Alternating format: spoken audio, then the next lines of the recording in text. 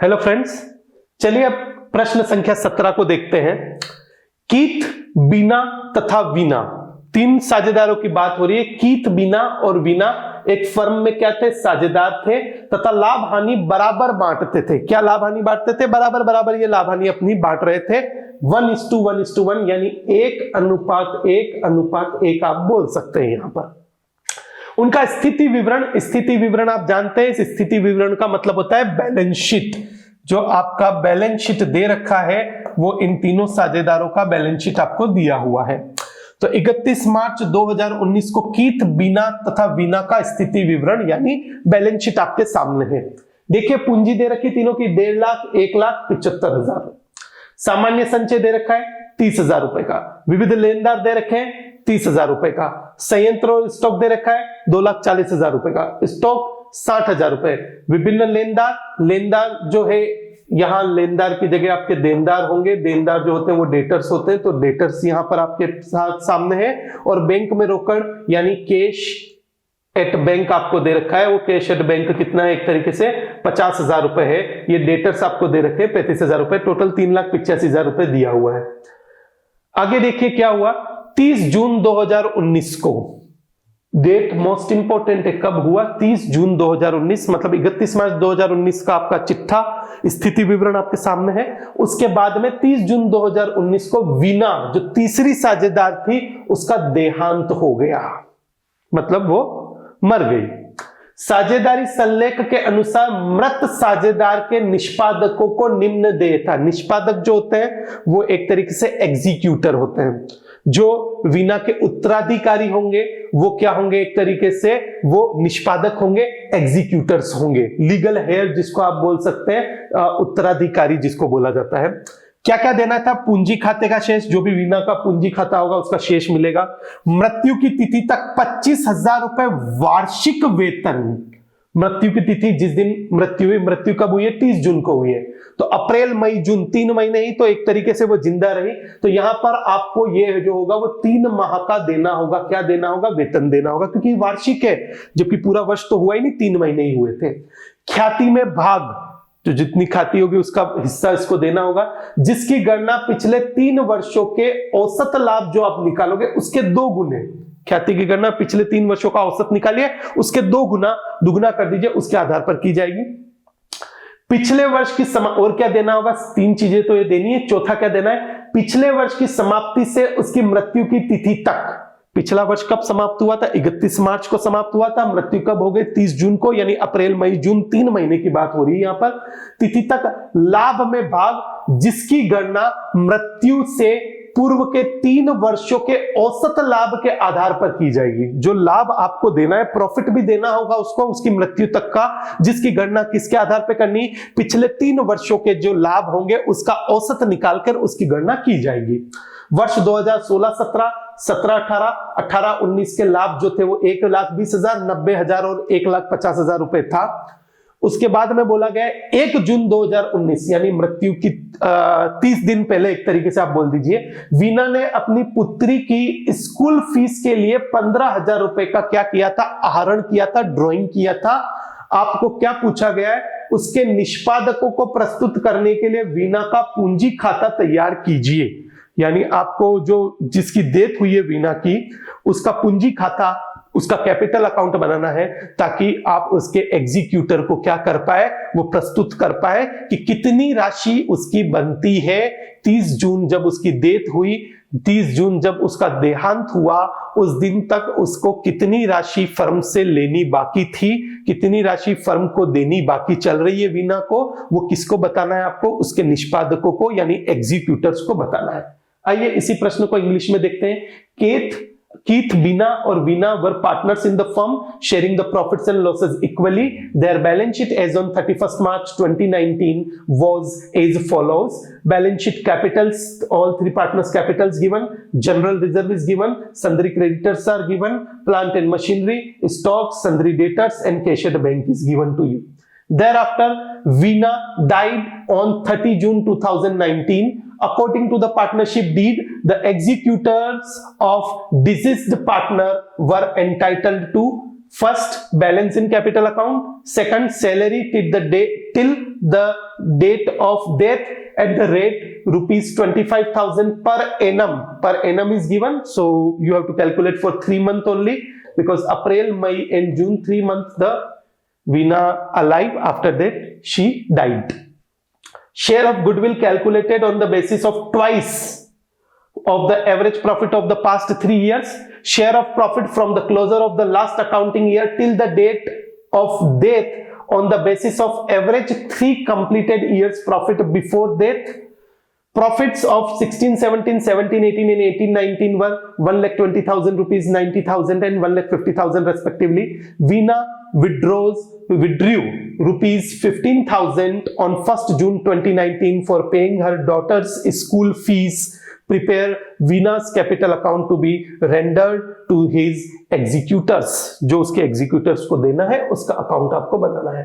तो यहां पर वीना का कैपिटल अकाउंट बनाने से पहले मुझे कुछ गणना करनी होगी। क्या गणना करनी होगी? सबसे पहले ख्याति की गणना की जाए। ख्याति जो है वो है आपका गुडविल। गुडविल को हम क्या बोलते हैं? ख्याति बोलते हैं। ख्याति की गणना करने के लिए आपको कुछ बोला गया है। क्या बोला गया? ख्याति की गणना कैसे करनी? एवरेज प्रॉफिट के, जो एवरेज प्रॉफिट का मतलब होता है औसत लाभ, उसका कितना? 2 गुना, यानी क्योंकि 2 गुना यहां बोला गया, औसत लाभ के 2 गुना यहां बोला गया, ये देखिए 2 गुना, औसत लाभ का 2 गुना, यानी जो एवरेज प्रॉफिट होगा, औसत को एवरेज बोलते हैं, एवरेज प्रॉफिट का दो गुना आप कर लीजिए। अब मुझे क्या निकालना है? एवरेज प्रॉफिट यानी औसत लाभ निकालना है। तो ये देखिए औसत लाभों की गणना मैं यहां पर कर रहा हूं। औसत लाभ यहां कैसे निकालेंगे? पिछले 3 वर्षों के लाभ आपको दिए गए, उससे आपको क्या करना है? एक एवरेज प्रॉफिट निकालना है, औसत लाभ की गणना करनी है। तो जो एवरेज प्रॉफिट होगा वो 2016-17 का दिया, 17-18, 18-19 का दिया हुआ है। तो मैं यहाँ एवरेज प्रॉफिट निकाल रहा हूं। पहले 16-17 का लूंगा, फिर 2017-18 का लूंगा, फिर 2018-19 का लूंगा। 16-17 का जो प्रॉफिट है वो 1,20,000 रुपए है, ये 1,20,000 रुपए। 17-18 का जो प्रॉफिट है वो 90,000 रुपए है, ये 90,000 रुपए। और 18-19 का जो प्रॉफिट है वो 1,50,000 रुपए है, ये 1,50,000 रुपए। इसका कुल योग करेंगे अपन, क्योंकि उसका औसत निकालना है। औसत निकालना आप जानते हो, एवरेज निकालना आप जानते हो, वही औसत की गणना यहां पर करनी है आपको। 0 0 0 0 9 और 2 11, 11 और 5 16, हासिल 1, 3,60,000 रुपए कुल योग आया इसका। इसका औसत यानी एवरेज कैसे निकालेंगे? ये देखिए मैं एवरेज निकाल रहा हूं। 3,60,000 कुल योग आया।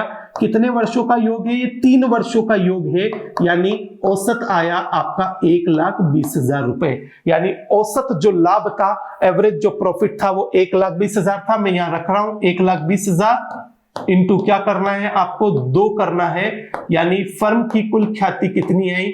2,40,000 रुपए फर्म की कुल ख्याति आई। अब इस ख्याति में वीना का हिस्सा कितना होगा? चूंकि 3 साझेदार थे, तीनों का लाभ हानि अनुपात बराबर था, तो यहां पर मैं ख्याति में वीना का हिस्सा कैलकुलेट यहां आपके सामने बता देता हूं। ख्याति में जो जिस साझेदार की डेथ हुई थी, जिस साझेदार का देहांत हुआ था, वीना का हिस्सा, यहीं पर मैं उसकी गणना कर रहा हूं। कैसे निकालूंगा? 2,40,000 रुपए था आपका। 2,40,000 रुपए में 1/3। क्यों 1/3? क्योंकि यहां आपके जो साझेदार थे वो साझेदार तीनों मिलकर क्या करते थे? बराबर बराबर लाभ हानि अनुपात बांट रहे थे। तो 2,40,000 रुपए इंटू 1/3, 1/3 में करूंगा तो 80,000 रुपए क्या आ गया? इसमें वीना का हिस्सा आ गया इस ख्याति में, क्योंकि ये बोला गया था ख्याति उसका हिस्सा, ख्याति में उसको भाग मिलेगा, उसका हिस्सा मिलेगा, उसका हिस्सा 80,000 रुपए। तो ये पॉइंट 3 की मैंने क्या कर ली? कैलकुलेशन कर लिए। तीसरे पॉइंट सी जो था उसकी गणना में कर चुका हूं। अब चौथा आप देखोगे कि जब वर्ष अंत हुआ, जब पिछले वर्ष की समाप्ति हुई थी, उसके बाद जब उसकी डेथ हुई, जब वीना का देहांत हुआ 30 जून को, यानी अप्रैल मई जून 3 महीने का आपको उसको लाभों में भाग भी देना है। अब इसकी गणना कैसे की जाएगी? आइए मैं आपको दिखाता हूं। यहां पर आपके सामने यहां बता रहा हूं कि जो ख्याति था वो हो गया। अब आपको क्या करना है? वीना के लाभ की गणना कर रहा हूं मैं। जो वीना को इस वर्ष लाभ दिया जाएगा, वीना जो जिंदा रही वो कितने महीने के लिए रही? 3 महीने के लिए रही। 3 मंथ जिसको आप बोल दिए, 3 माह जिसको आप बोल दीजिए, 3 महीने के लिए उसकी गणना करनी है। उसकी गणना करने के लिए आपको बोला गया था कि ये जो गणना की जाएगी, ये भी गणना डी पॉइंट आप पढ़ेंगे, पिछले वर्ष की समाप्ति से उसकी मृत्यु की तिथि तक लाभ के भाग में, लाभ में भाग जिसकी गणना मृत्यु से पूर्व के 3 वर्षों के औसत के आधार पर करनी है। तो मृत्यु से पूर्व के 3 वर्षों का औसत जो था वो औसत लाभ में निकाल चुका था। औसत लाभ जो था जिसकी गणना मैंने अभी करी थी, औसत लाभ की गणना, एवरेज प्रॉफिट मैंने अभी कैलकुलेट किया था 1,20,000 रुपए यहां, तो वही 1,20,000 रुपए औसत लाभ इसके लिए भी रहेगा क्योंकि वो पिछले 3 वर्षों का औसत यही आ रहा है 1,20,000 रुपए। तो वापस इसकी गणना हमें नहीं करनी। ये औसत लाभ 1 वर्ष का है क्योंकि यहां जो औसत लिया था हमने वर्ष का लिया, ये 2017 18 16 17 17 18 18 19 था। तो ये जो 1,20,000 आया ये 1 वर्ष का आया। चूंकि 3 महीने की बात हो रही है यहां पर, तो 3 माह का औसत लाभ कितना होगा? 3 माह का लाभ बोलते हैं क्योंकि औसत तो वैसे भी आ चुका है। 1,20,000 रुपए इंटू 3/12, क्योंकि 1 वर्ष में 12 महीने होते हैं, तो 12 से भाग दीजिए तो 1 महीने का आ जाएगा और मुझे 3 महीने का चाहिए इसलिए 3 से गुणा कर दिया मैंने। तो यहां आप देखेंगे ये आएगा 30,000 रुपए, 3 महीने का लाभ आया। अब इस 3 माह के लाभ में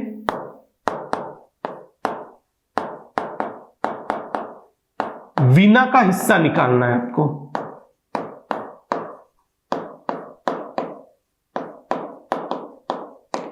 वीना का हिस्सा कैसे निकालेंगे?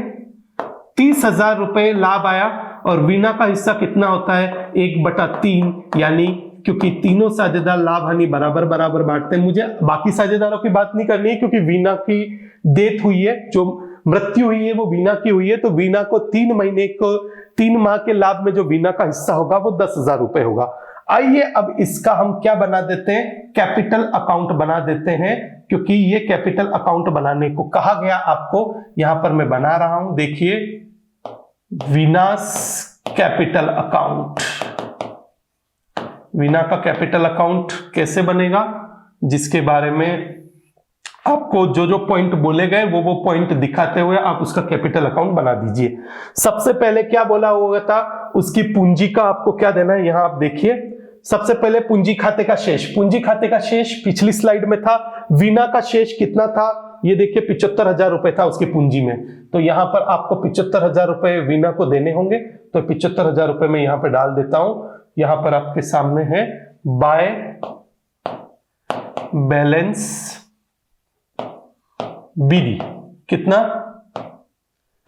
75,000 रुपए, ये 75,000 रुपए। उसके बाद में यहां पर और क्या चीज बोली हुई है? मृत्यु की तिथि तक 25,000 रुपए का वार्षिक वेतन। वार्षिक वेतन 25,000 रुपए और मुझे 3 महीने का चाहिए। तो यदि आप उसको सैलरी देंगे तो उसका खाता क्या होगा, उसकी पूंजी बढ़ेगी बाय सैलरी। सैलरी 25,000 रुपए वार्षिक है, बट मुझे 25,000 वार्षिक नहीं देकर 3 महीने की देनी है। 3/12 मुझे करना होगा। 25,000 ही दी हुई है, हाँ 25,000 रुपए वार्षिक है। तो 3/12 जब आप करेंगे, 3/12 का मतलब 4 से भाग दे दीजिए। 4 से यदि आप भाग देंगे तो 6,250 रुपए, 6 चौक 24 और 250, 6,250 रुपए उसकी सैलरी बनेगी। तीसरा पॉइंट क्या बोला हुआ है, ख्याति में उसको हिस्सा देना है। उसका हिस्सा ख्याति में कितना बनता है, जिसकी गणना मैं पहले से कर चुका हूं, 80,000 रुपए। यदि आप ख्याति में उसको हिस्सा देंगे तो उसकी पूंजी बढ़ेगी। तो अगर आप चाहे तो गुडविल लिख लीजिए, या फिर इसकी एडजस्टमेंट एंट्री बनती है, क्योंकि मैं एंट्री नहीं बना रहा हूं क्योंकि यहां पर एंट्री बनाने को नहीं बोला गया है, तो डायरेक्टली ख्याति के नाम से आप दिखा दीजिए, 80,000 रुपए की ख्याति इसको दी जाएगी। उसके बाद में ये बोला गया कि लाभों में उसको हिस्सा देना है, तो ये 10,000 रुपए का लाभ मैंने गणना करी थी, तो इसको दिखाते हैं by profit and loss suspense account के नाम से। सस्पेंस अकाउंट कितना, 10,000 रुपए जो लाभ देंगे उससे उसकी पूंजी क्या होगी, पूंजी खाते का शेष बढ़ेगा। फिर एक बात बोली हुई थी कि उसने 15,000 रुपए क्या किया था, आहरण किया था। तो वो 15,000 रुपए का आहरण जो था उससे उसकी पूंजी क्या हो जाएगी, कम हो जाएगी। तो इसको यहां दिखाना है 2 ड्रॉइंग्स। कितना ड्रॉइंग्स किया था उसने, 15,000 रुपए का ड्रॉइंग्स किया था। अब एक चीज देखिए, चिट्ठे में, चिट्ठे का मतलब जो तुलन पत्र था, जो स्थिति विवरण था, उसमें कोई संचय या लाभ हानि पड़ा हुआ हो, यदि आप दायित्व पक्ष में देखेंगे तो 30,000 रुपए का जनरल रिजर्व, सामान्य संचय को जनरल रिजर्व बोलते हैं, 30,000 रुपए का पड़ा हुआ है। इस 30,000 में भी वीणा का जो हिस्सा होगा वो उसको देना होगा। तो यहां पर आप जब हल करेंगे तो ये 30,000 में उसका हिस्सा बनता है 1/3 यानी 10,000 रुपए, और 10,000 रुपए अगर जनरल रिजर्व के आप उसको दोगे, वीणा को दोगे, तो उससे उसका पूंजी का शेष क्या होगा, बढ़ेगा। तो यहां पर मैं लिख रहा हूं बाय जनरल रिजर्व कितना, 30,000 रुपए कुल था, उसमें से 1/3 जो हिस्सा था वो इसका था, यानी 10,000 रुपए इसके बनते हैं। ये 10,000 दे दी, सब समायोजन हो चुका है। अब इसका योग करिए, योग कितना आएगा, 250, ये 250, यहां पर आपका 5 और 6 11 हासिल 1, 8 और 8 16 17 18, 1,81,250। यही योग आपको इधर लिखना है, 1,81,250। यहां पर इसका बैलेंस निकालिए और वो कहां ट्रांसफर कर दीजिए। आप बैलेंस सीडी नहीं लिख सकते आप इसको, क्योंकि इसकी तो मृत्यु हो चुकी है 30 जून को। ये खाता आपका आप बना रहे हो, जब उसकी मृत्यु हुई उस दिन बना रहे हो, 30 जून 2019 को बना रहे हो।